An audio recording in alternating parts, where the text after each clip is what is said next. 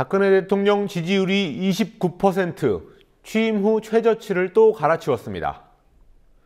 위기의 박근혜 대통령, 오늘 청와대 행사에서 대통령직 수행이 국가에 대한 마지막 봉사의 기회라고 말했습니다. 이완구 국무총리 후보자의 부동산 투기 의혹이 날마다 새롭게 나오고 있습니다. 투기가 아니라는 이 후보 측 주장을 믿을 수 없게 하는 정황들이 쌓여가고 있습니다. 새 총리 지명을 통해 분위기 반전을 꾀하던 청와대의 구상이 통하지 않는 분위기입니다. 어제는 주로 야권의 반발을 불러일으켰던 이명박 대통령의 회고록, 오늘은 신구 정권의 충돌로 번져가고 있습니다. 1월 30일 금요일 뉴스K, 잠시 후에 시작합니다.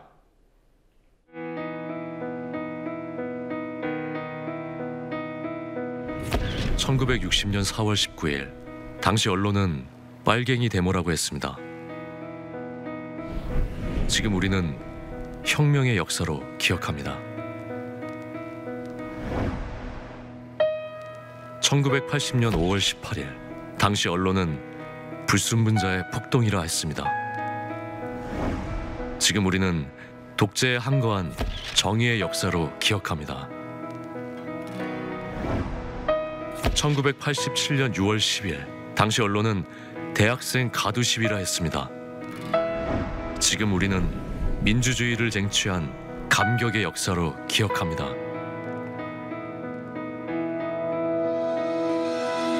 백 없고 돈 없는 노동자, 서민, 학생들이 스스로 타올라 역사를 만들었습니다. 현실은 다시 타오를 것을 요구하고 있습니다. 아니, 이미 타오르고 있습니다.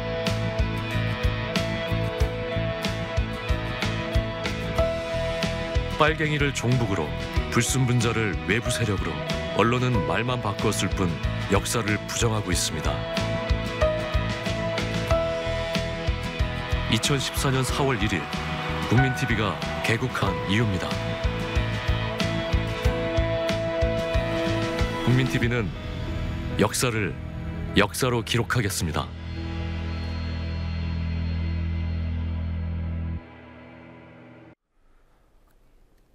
박근혜 대통령 지지율이 너무 떨어져서 이제는 기술적 반등이 조금이라도 있지 않을까 했지만 아니었습니다. 최저 지지율을 또 갈아치웠습니다. 비교적 보수적인 결과가 나온다는 한국갤럽의 여론조사인데요. 최근 지지율 하락세는 다른 조사들과 다를 바 없습니다. 지난주 여론조사에서 대구 경북 TK 지역에 결집 현상이 있었지만 그것도 잠깐이었습니다. 정치권 취재하고 있는 PD 연결해서 여론조사 결과 자세히 알아보겠습니다. 김종훈 PD. 네, 김종훈입니다. 한국갤럽 여론조사 결과부터 자세히 전해 주실까요? 네, 오늘 발표된 한국갤럽 주간 여론조사에서 박근혜 대통령 지지율이 취임 후 처음으로 20%대가 나왔습니다. 지난주보다 1%포인트 떨어진 29%, 집권 후 최저치입니다. 부정평가도 지난주보다 3%포인트 높아진 63%를 기록해 최고치를 경신했습니다. 박 대통령 지지도는 1월 둘째 주 35%, 셋째 주 30%를 기록한 데 이어 이번 주 29%까지 떨어지면서 매주 최저치를 경신하고 있습니다. 같은 기간 부정평가도 55%에서 63%까지 급등했습니다. 응답자들은 부정평가의 이유로 제재 개편안과 증세 문제, 소통 미흡, 인사 문제를 꼽았습니다. 한편 정당 지지율에선 새누리당이 지난주와 같은 41%를 기록해 박 대통령보다 12%포인트 앞섰고 새정치민주연합은 1%포인트 오른 24%였습니다. 예, 그 밖에 어떤 특징들이 이번 여론조사 결과에서 나왔습니까? 네, 가장 주목할 점은 처음으로 전국 모든 지역에서 부정평가가 긍정평가를 앞질렀다는 점입니다. 박 대통령의 정치적 근거지인 대구 경북에서조차 부정평가가 48%로 긍정평가를 7%포인트 앞섰고 지난주와 비교할 때 부정평가가 8%포인트 급증했습니다.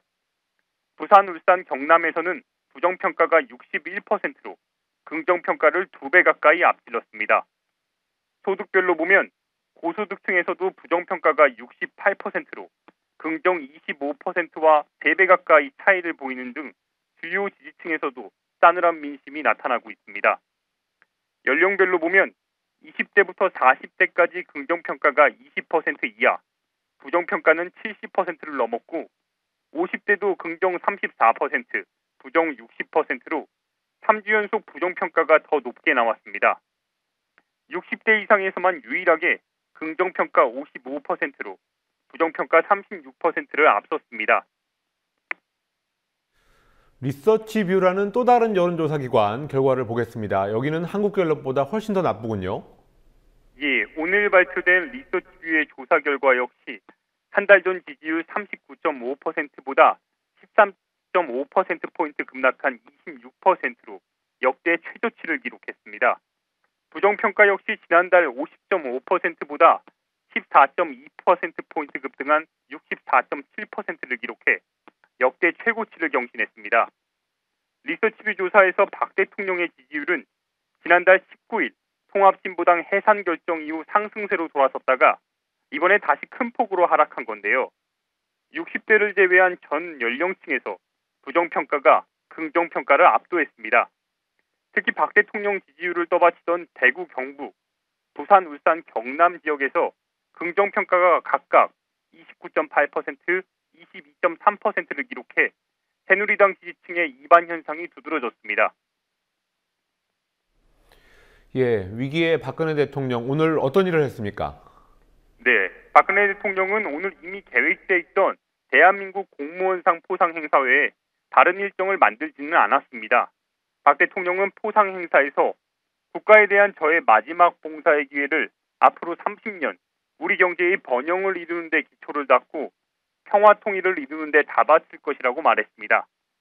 그러나 한국갤럽 여론조사에서 20%대의 충격적인 지지율이 나옴에 따라 앞으로 민심 행보에 적극 나설 것으로 예상됩니다. 박 대통령은 그제 사독광부, 간호사 등과 함께 영화 국제시장을 관람했고 어제는 인천의 어린이집을 찾아 아동학대 문제에 대해 직접 해결하겠다는 의지를 피력하면서 민심 챙기기 행보를 했습니다. 지금까지 국민TV 뉴스 김종훈입니다.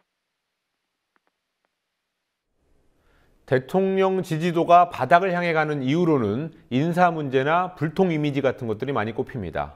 정책은 일반적으로 볼 때 아주 큰 영향을 미치지는 않습니다.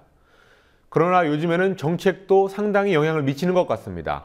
정책 그 자체가 아니라 누가 봐도 중요한 정책을 여론의 눈치를 보면서 손바닥 뒤집듯 하는 모습이 역력하기 때문입니다. 새누리당에서도 아침에 내린 명령을 저녁에 고친다는 조령 모계를 말하는 정책들, 어떤 것들이 있을까요? 곽보아 PD가 보도합니다.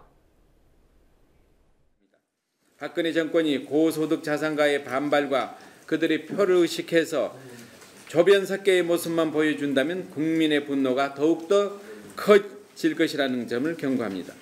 신중해야 될 정부의 정책 추진이 조령 모계식으로 하루아침에 뒤바뀌는 그런 일들이 지금 자꾸 일어나고 있습니다.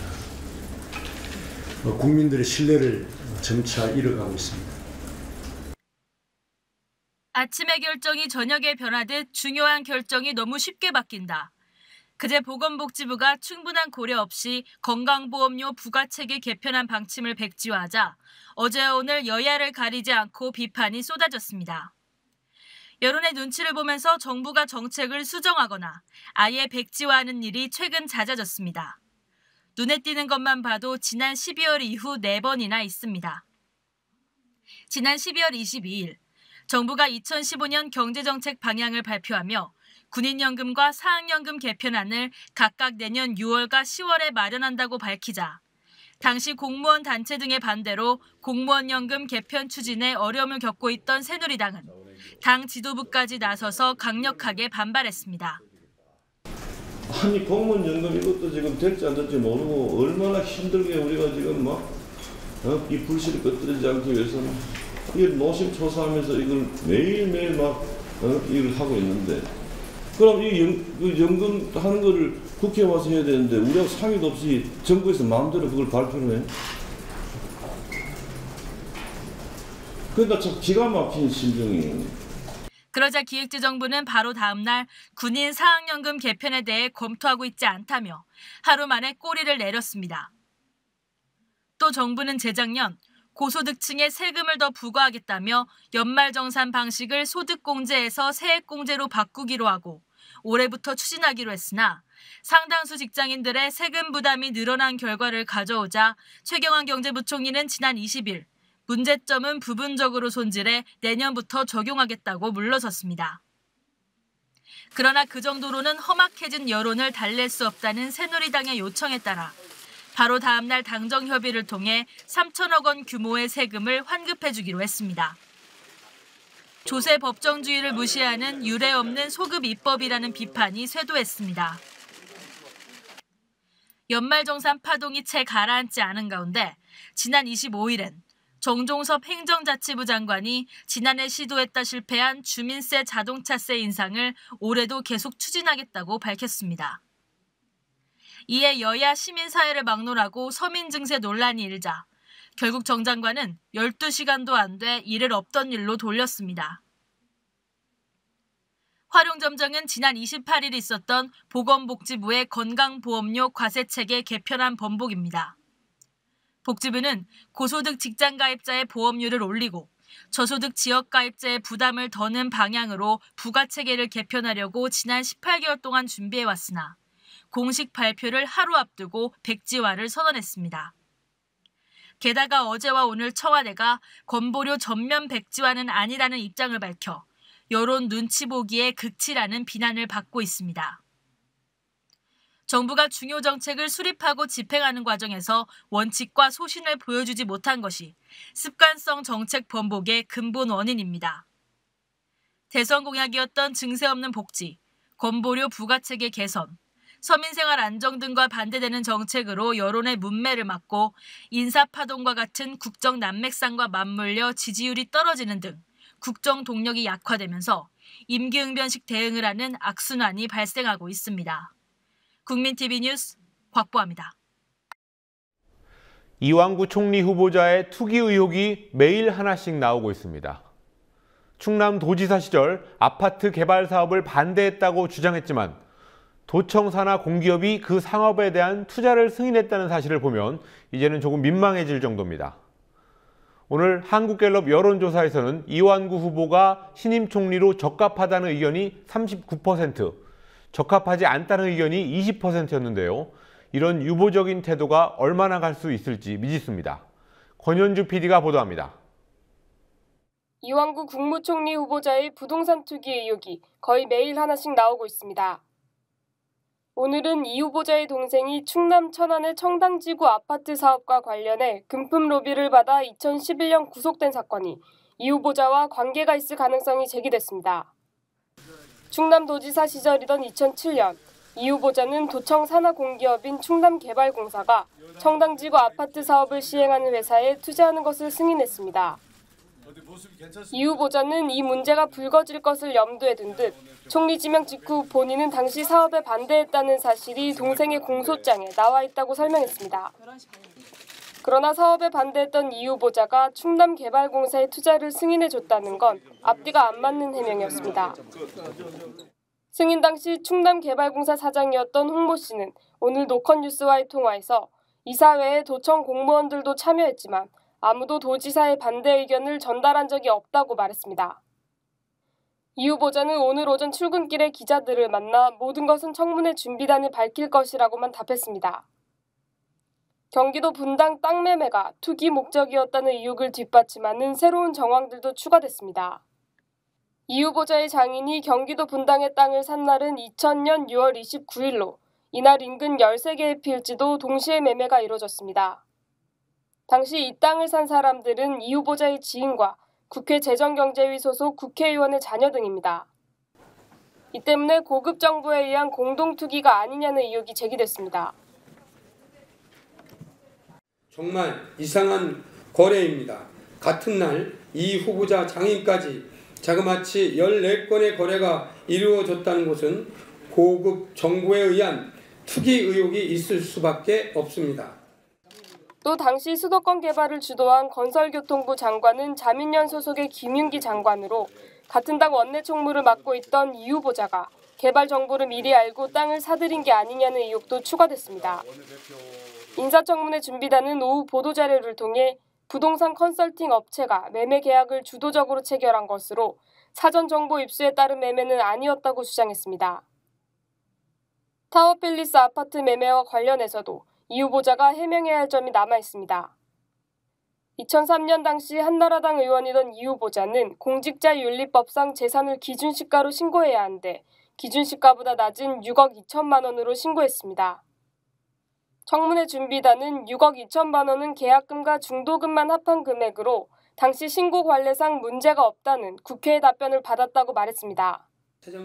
잇따라 부동산 투기 의혹이 불거지자 야당은 구체적인 자료를 요구하고 있습니다. 자판기라고 이름 붙였던 총리 후보자가 꿀먹은 벙어리가 되니 미리 준비한 Q&A 없었나 봅니다. 인사청문회 자료는 충실히 제출되어야 합니다. 의혹에 대해 즉각 해명한다고 해서 자판기라는 별명을 얻은 이 후보자는 오늘은 청문회 준비 과정에 개별적으로 대응하는 것은 바람직하지 않다는 조언을 받았다며 입을 닫았습니다. 국민TV 뉴스 권현주입니다.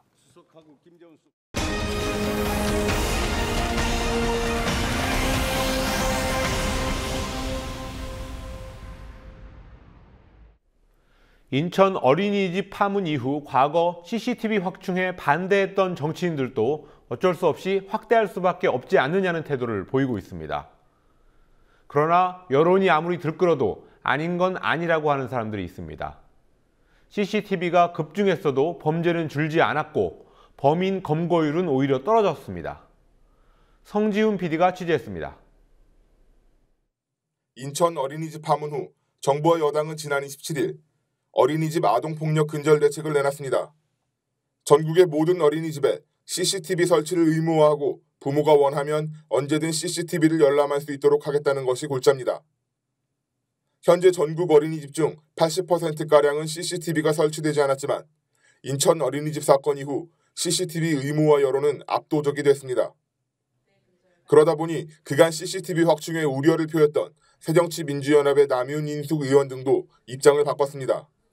새정치민주연합은 아동학대 근절과 안심 보육을 위하여 어린이집 CCTV 설치 의무화의 필요성을 인정하고 하지만 CCTV 설치가 아동폭력 방지 대책이 될 수 없을 뿐더러 보육교사는 물론 아동들의 인권까지 침해할 것이라는 우려는 여전합니다.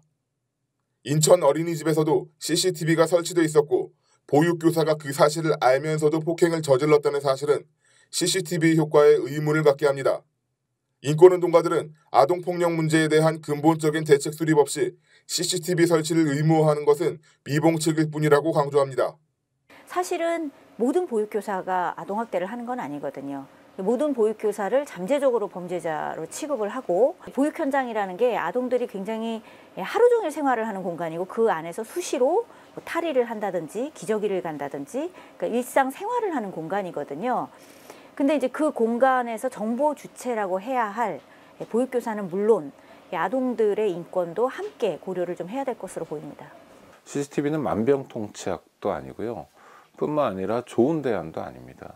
CCTV를 설치하게 되면 어린이집에서 일하시는 분들이 일상적으로 감시를 받게 됩니다. 물론 상대적으로 약자인 어린이를 위한 거라고 하지만 이것은 교육 현장이 심각하게 왜곡되는 것입니다.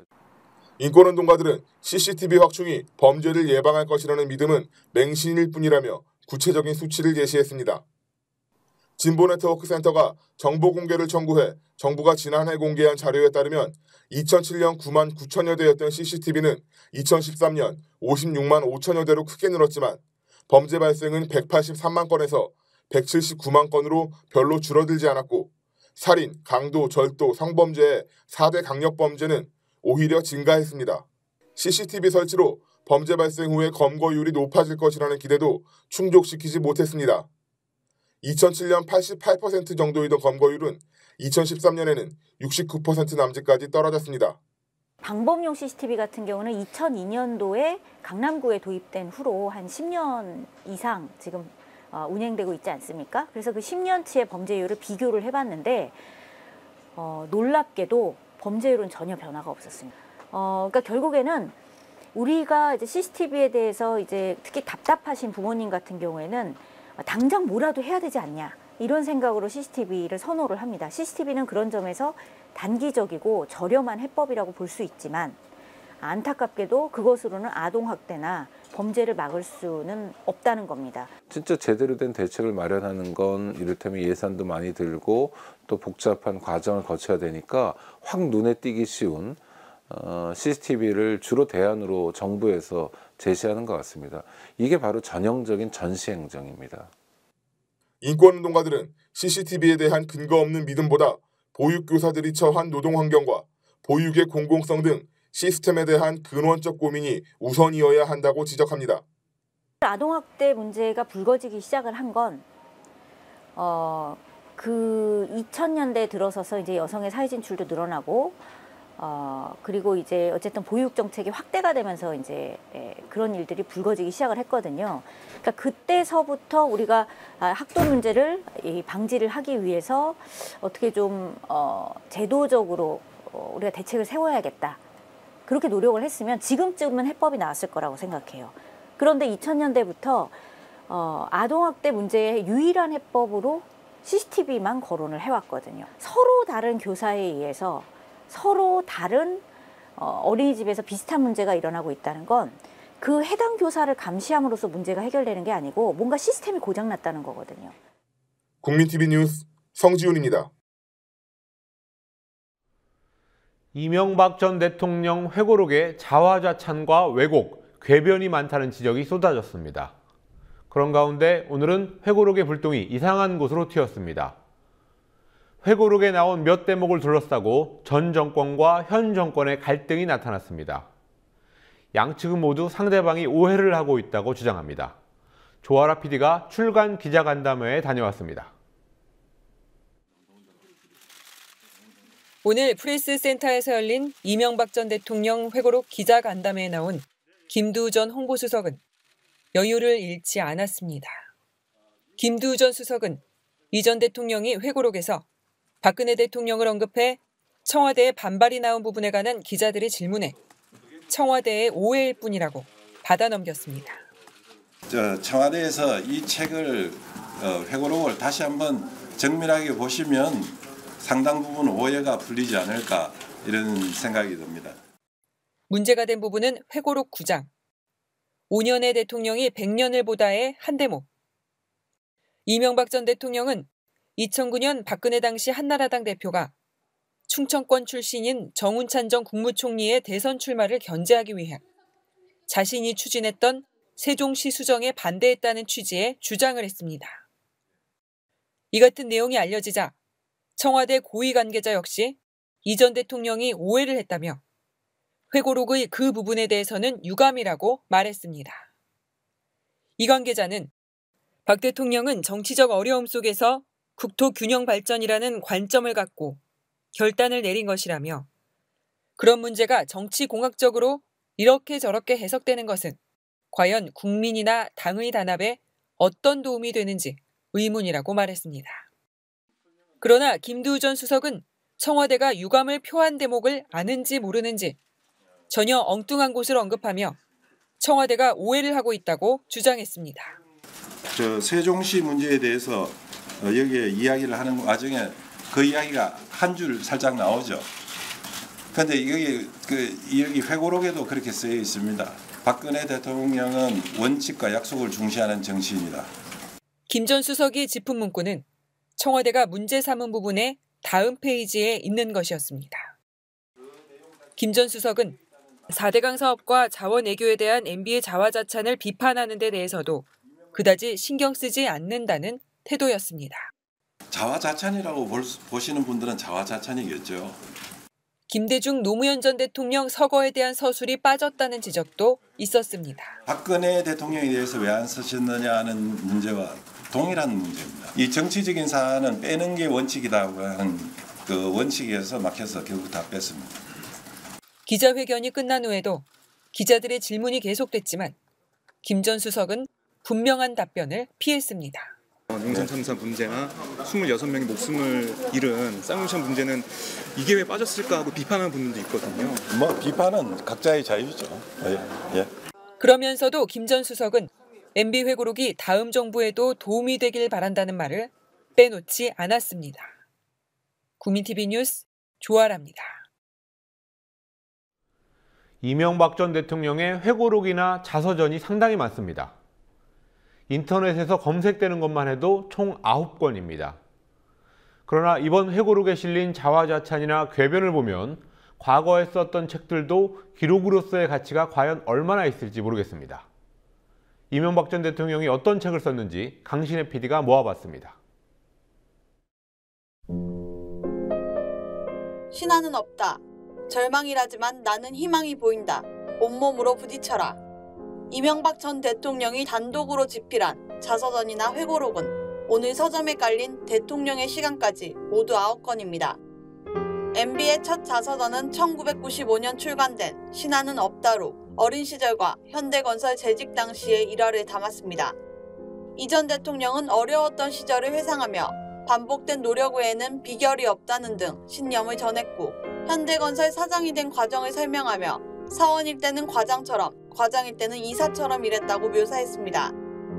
2002년 서울시장 출마를 앞두고 출간된 절망이라지만 나는 희망이 보인다에서는 기업이 아닌 다른 분야에서 기여할 수 있다면 정치야말로 커다란 봉사가 될 수 있다고 믿었다며 정계 입문의 동기를 강조했습니다. 4년간의 서울시장 재임 시절을 기록한 온몸으로 부딪혀라에서는 자신이 추진하는 사업을 반대하는 이들에게 경영 마인드라는 게 무엇이냐, 고객의 요구보다 한 걸음 빨리 고객이 원하는 걸 해주는 정신이라며 훈계하며 사업을 밀어붙였던 일화를 소개했습니다. 또 서울시장 재임 당시에는 청계천 복원사업의 배경과 사업 추진 과정 등을 대대적으로 서술한 청계천은 미래로 흐른다를 발간했습니다. 대통령 재임 시절에는 영문판 자서전을 냈습니다. 디 언차디드 패스, 미지의 길은, 신화는 없다, 온몸으로 부딪혀라 등 기존 자서전의 내용을 보완한 책입니다. 미지의 길은 책 서평과 별점 조작설에 휘말리기도 했습니다. 당시 전자상거래 사이트 아마존에서 미지의 길이 찬밥 대접을 받는다는 보도가 나오자 얼마 지나지 않아 책의 평점이 높아졌고 서평도 줄줄이 달렸습니다. 서평을 올린 사람들 대부분은 높은 평점을 줬지만 그에 비해 리뷰의 내용은 한두 줄 정도로 빈약했습니다. 게다가 서평을 단 이들 대부분이 아마존에 서평을 올린 경험이 없는 사람들이어서 댓글 조작 의혹이 일었습니다. 이외에도 서울시장 재임 당시 동아일보와의 인터뷰를 담아 엮어낸 새벽 5시 서울시장 퇴임 후 외국 도시를 다녔던 경험을 희망탐사 여행이라고 소개한 흔들리지 않는 약속도 2007년 대선 직전에 출간됐습니다. 대통령 재임 시절의 회고에 집중한 대통령의 시간은 자원외교, 4대강 사업, 광우병 파동 등 논란이 큰 부분에 대한 변명과 자화자찬으로 자뻑회고록이라는 비난을 받고 있습니다. 이명박 정부 때 청와대 대변인을 지냈던 이동관 디지털 서울문화예술대 총장은 오늘 2-3년 후 MB 대통령 회고록 2탄이 발간될 것임을 예고했습니다. 국민TV 뉴스 강신혜입니다. 함께 만드는 언론 미디어 협동조합 여기는 국민TV 함께 만드는 언론 미디어 협동조합 여기는 국민TV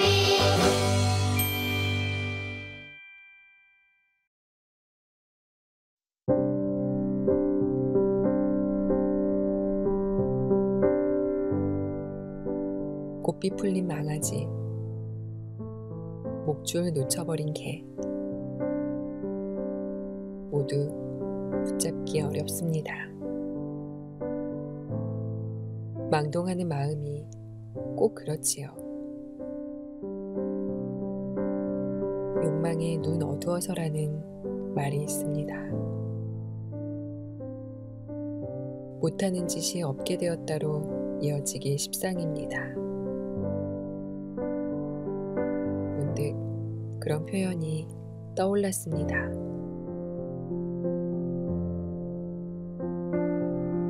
밤 공기가 많이 찹니다. 곁에 사람 있거든 따뜻하게 웃어주세요. 따뜻한 말도 좋겠지요. 평안을.